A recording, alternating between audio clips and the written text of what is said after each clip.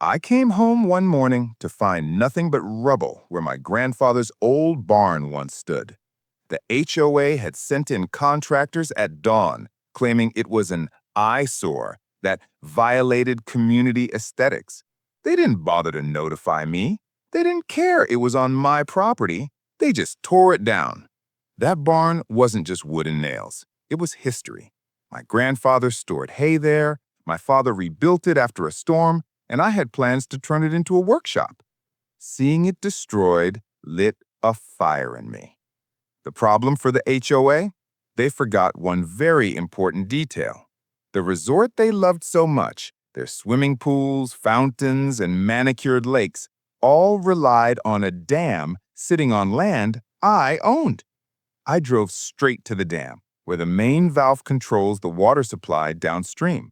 The HOA had been using it for years under an informal agreement with my family. But after they demolished my barn without permission, that agreement was over. I chained off the access road, padlocked the control shed, and posted bright red signs. Private property, no trespassing. Then, with one satisfying pull, I cranked the valve wheel shut. Within days, their resort started to feel the pinch. The fountains sputtered out, pools went cloudy, and their exclusive lakeside homes suddenly looked out over cracked, muddy ground instead of shimmering blue water. Guests complained, cancellations rolled in, and property values started sinking fast. The HOA board panicked.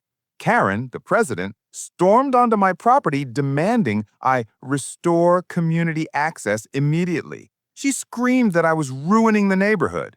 I just pointed at the pile of rubble that used to be my barn and told her calmly, "This is what happens when you destroy what isn't yours. You want water? Then you'll pay for it." Word spread quickly. With lawyers backing me up, I drafted a formal water rights agreement. The HOA had no choice. Either they compensate me for the barn and sign a long-term lease for water access, or their luxury resort would literally dry up.